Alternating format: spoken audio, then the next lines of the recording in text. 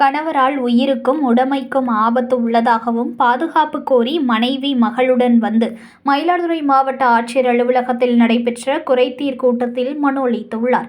மயிலாடுதுறை கூரைநாடு ரேவதி நகரைச் சேர்ந்த பிரேமாவதி என்பவர் தன் கணவரிடமிருந்த பாதுகாக்க கோரி மயிலாடுதுறை மாவட்ட ஆட்சியர் குறைதீர் கூட்டத்தில் மனு அளித்து கோரிக்கை விடுத்தனர்.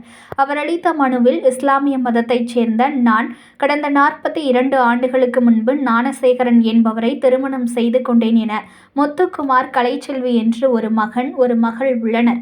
எனது மகளுக்கு 3 வயது இருக்கும்போது கணவர் ஞானசேகரன் எனக்கு தெரியாமல் வேறு ஒரு பெண்ணை இரண்டாவதாக திருமணம் செய்து கொண்டார்.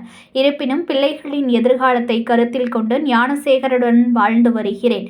எனது மகனுக்கு 7 வயது இருக்கும்போது திருவாவடுதுறை ஆதீனத்திற்கு சொந்தமான இடத்தில் மனை வாங்கி வீடு கட்டி கொடுத்தார். அதில் வசித்து வந்தோம். எனது மகன் முத்துக்குமாருக்கு 2009ஆம் ஆண்டு திருமணம் நடந்தபோது என்னை கவனித்துக் கொள்ளாமல் விட்டுவிட்டால் என்ன செய்வதென்று வீடு மற்றும் குடிநீர் வரி உள்ளிட்ட அனைத்தையும் எனது பெயருக்கு கணவர் மாற்றி கொடுத்திருந்தார். தற்போது எனக்கு தெரியாமல் அந்த வீட்டை மகன் முத்து எங்கள் சொத்து மற்றும் உயிருக்கு பாதுகாப்பு வழங்க வேண்டும் என்று அதில் கேட்டுக்கொண்டுள்ளார். நான் முன்னாடி முஸ்லீமா இருந்தேங்க. என் பேர் மம்தாஜ் பேகம். முன்னாடியே எங்கள் ஞானசேகரன் நான் கல்யாணம் பண்ணிக்கிட்டு பேரை மாற்றி வச்சுருந்தேங்க. கல்யாணம் ஆகி எனக்கு 40 வருஷம் ஆச்சு. 40 வருஷம் ஆச்சு. எனக்கு பொண்ணு ஒரு பிள்ளை இருக்குது.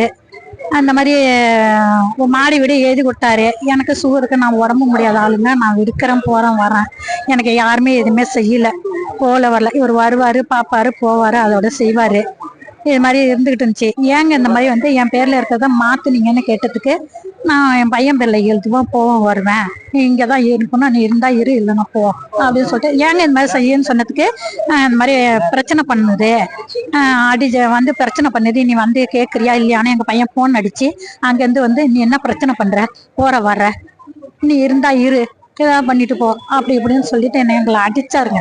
அடிச்சு கொடுமை பண்ணி என்ன பண்ணிட்டாரு, நான் சொன்னேன் எனக்கு வாழ்க்கை வேணாம், ஒண்ணு வேணாம், நான் ஆளை விட்டுடுங்க, எனக்கு நான் அடிச்சு கொள்ளாம இருந்தா சரின்னு சொல்லிட்டு நான் கம்ப்ளைண்ட் கொடுக்க வந்துட்டேன். என் பேரு சமீரா ஃபர்வீங்க. முன்ன என் பேரு கலைச்செல்வி. நான் மதம் மாதிரி தான் கல்யாணம் பண்ணிக்கிட்டேன். இப்போ வந்து எங்க அம்மா வந்து முன்ன முஸ்லீமா தான் இருந்தாங்க. மதம் மாதிரி தான் கல்யாணம் பண்ணிக்கிட்டாங்க. ப்ளூ ஸ்டார் ஞானசேகர் இருக்கா, முன்னாள் நகரமன்ற தலைவர் ஞானசேகரன், அவங்க ஒய்ஃப் தான் இவங்க.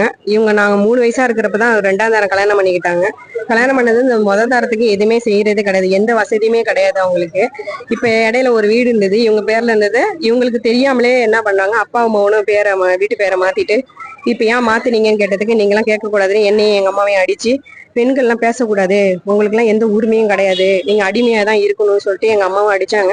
இதனால அவங்களும் அடிமையா தான் இருந்தாங்க. இப்பதான் அவங்களோட வெளியே வந்திருக்காங்க.